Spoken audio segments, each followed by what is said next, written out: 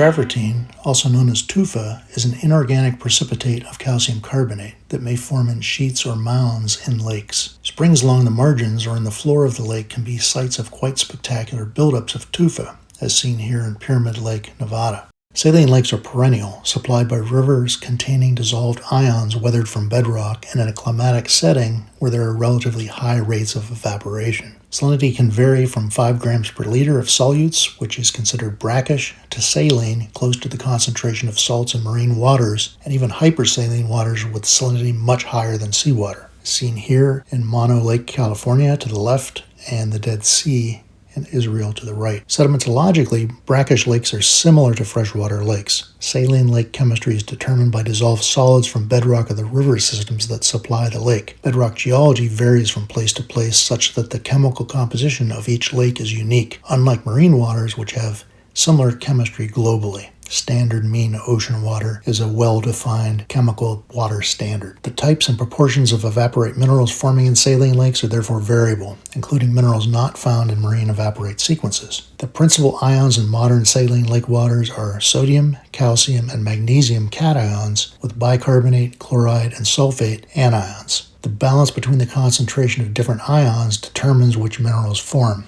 3 main types of saline lakes are recognized according to the composition of the ions. Soda lakes have high concentrations of bicarbonate, forming sodium carbonate minerals such as trona and natron. These are not precipitated from marine waters, thus they're indicators of non-marine evaporite deposition. Sulfate lakes, on the other hand, have lower concentrations of bicarbonate, but are relatively enriched in calcium and magnesium, primarily precipitating sulfate minerals such as gypsum and mirabolite. Salt lakes such as the Dead Sea are similar in mineral composition to marine evaporites. Organisms that live in saline lakes are very restricted in variety, but large quantities of blue-green algae, cyanobacteria, and bacteria may bloom in warm conditions. These form part of a food chain that includes higher plants, worms, special crustaceans, and birds such as flamingos which feed on them. These flamingos are pink because their diet is rich in carotenoid pigments that come from the algae, brine shrimp, and the other crustaceans that they eat. Organic productivity may be high enough to result in sedimentary successions that contain both evaporite minerals and black organic-rich shales. Seasonal temperature variations in permanent saline lakes may result in a fine layering between lighter and darker colored material. Direct precipitation of calcium carbonate as aragonite needles in the hot summer may form white laminae that alternate with darker laminae formed by clastic input when the sediment influx is greater in the wintertime. As seen here, a seagull taking advantage of brine flies. Brine flies and brine shrimp are 2 organisms that can tolerate a very high range in salinities, so there must be some way to make some money off of this. Turn to the children.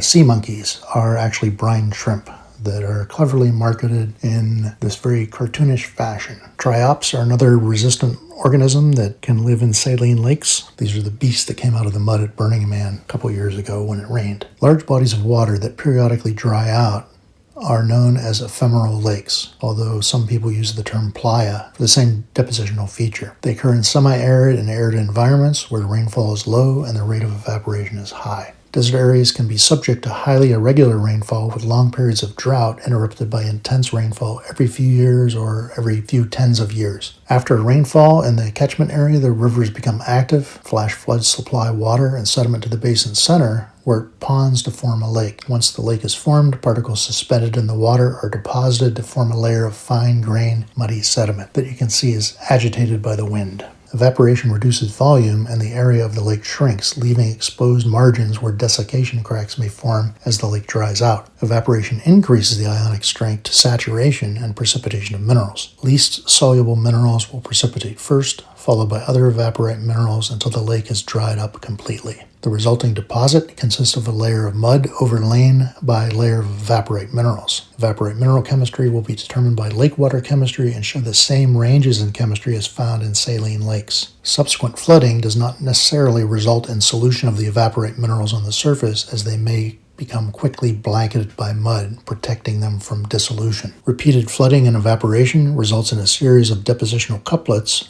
of a layer of mud overlain by a layer of evaporite minerals. These couplets are typically a few millimeters to centimeters thick and are characteristic of ephemeral lake deposition. Ephemeral lake deposits occur in arid environments and are therefore likely to be associated with other facies formed in these settings, including aeolian, sanilite, and dune deposits. as well as alluvial fan facies and material deposited by flash floods from ephemeral rivers. These facies are likely to be found interfingering with ephemeral lake deposits to form a facies association characteristic of arid depositional environments. Evaporite minerals that form within these sediments surround the ephemeral lakes. In these areas, the sediment is saturated with saline groundwater that evaporates at the ground surface, concentrating the dissolved minerals and leading to crystallization of evaporite minerals. These regions are sometimes referred to as sabkas, and the most common mineral formed there is gypsum. So here we have an example of a sabka with water and a sabka without water. Lacustrine depositional environments are determined by the depth and size of the basin, sediment supply to the lake, which is a combination of tectonics and climate control and relief and weathering, as well as the balance between water supply and loss through evaporation. Humid climate lakes are hydrologically open. Such lakes are considered overfilled, with deposits characterized by accumulation at the margins where sediment is supplied to deltas and beaches, and in the deep water from suspension and turbidity currents. Lake level is relatively constant, and here we have the Laurentian Great Lakes as an example of lake levels that tend to be relatively constant, give or take a few feet. As lakes dry, the area of the lake will contract, shifting the lake shoreline towards the basin center, leaving a peripheral area exposed to subaerial conditions where desiccation cracks may form, plants may colonize the surface, and pedogenic processes modify the sediment. A further fall in the water level will also bring parts of the lake floor that were previously below the wave base into shallower water where wave action and wave ripples can rework the sediment. These changes will be reversed if the climate reverts to wetter and/or cooler conditions as the lake level rises and the lake margin is reflooded. The deposits of lakes subject to climatic and lake level fluctuations will exhibit frequent vertical changes in facies. Saline and ephemeral lakes are underfilled. Some saline lakes may become relatively fresh if there's a change to wetter, cooler conditions that allow the formation of stratified water and consequently the accumulation of organic-rich sediment on the lake floor. A return to drier climate increases evaporation and concentration of ions, leading to evaporite deposition. Cycles of climate change can be recognized in some lake deposits as alternations between dark carbonaceous mud rock that can sometimes be an oil shale and beds of gypsum and other evaporite minerals that are lighter in color. Sizes of shallow saline and ephemeral lakes may display considerable variation over time due to variation in climate. These shallow bottom lakes can be quite large. Sediment supply rate is significant in all lacustrine environments. If the rate of deposition of clastic, carbonate, and evaporite deposits is greater than the rate of basin subsidence, the lake basin will fill. Here are a couple of my colleagues working in Ireland in what is known as a tarloch. A tarloch in Gaelica is a dry lake. So this is a lake that is essentially a basin that has filled almost to the top with calcium carbonate. In overfilled lake settings, this will result in a change from lacustrine to fluvial deposition as the river waters no longer pond in the lake but instead flow straight through the former lake area with channel and overbank deposits accumulating. Balanced fill and underfill basins will also gradually fill with sediment, sometimes to the level of the sill such that they become areas of fluvial deposition. Paleontological evidence is often critical for the recognition of ancient lacustrine facies. Freshwater lakes may be rich in life with a large number of organisms, but a relatively limited number of species and genera when compared to an assemblage from a shallow marine environment, which is much more abundant in life forms and biodiversity. Fauna common in lake deposits include gastropods, bivalves, ostracods, and arthropods, sometimes occurring in monospecific assemblages, such as with brine flies and brine shrimp. All organisms belong to the same species in those instances. Some organisms, such as brine shrimp, are tolerant of saline conditions and may flourish in perennial saline lake environments. Algae and cyanobacteria are important components of the ecology of lakes and also have sedimentological significance. Charophytes, a macroalgae belonging to the chlorophyta, are commonly seen in many ancient lacustrine sediments in the form of calcareous encrusted stems and spherical reproductive bodies called oogonia. Charophytes are intolerant of high salinities, therefore recognition of these millimeter scale, often dark spherical bodies in fine-grained sediment is an excellent indicator of fresh or possibly brackish water conditions. Cold, sediment-starved lakes in mountainous or polar environments may be sites of deposition of siliceous oozes. The origin of the silica is diatoms that can be very abundant in glacial lakes. These deposits are typically bright white, dirty beds that are sometimes called diatomites. These are very, very white rocks, and they're basically made up entirely of silica from from the diatoms. And don't forget August 31st, National Diatomaceous Earth Day, often overlooked. If a succession is entirely terrigenous clastic material, it's not always easy to distinguish between the deposits of a lake and those of a low-energy marine environment, such as a lagoon, the outer part of a shelf, or deep marine. Shallow lake facies will have similar characteristics to lagoon deposits, with wave-ripple sands interbedded with muds deposited from suspension, while the deeper environments of a lake resemble those of seas with similar or greater depths,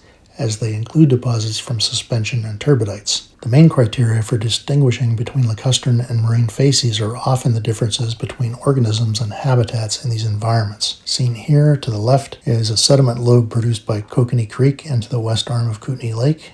And to the right, we see two lobes encroaching upon each other, one from the north shore of the west arm of Kootenai Lake and one from the south shore of the west arm of Kootenai Lake. There are a number of groups of organisms that are found only in fully marine environments that include corals, echinoids, brachiopods, cephalopods, graptolites, foraminifera, and others. The occurrence of fossil members of these groups therefore provides evidence of marine deposition. If you find these organisms, then it must be marine water. There are many genera of other phyla that can be used as indicators if found as fossils.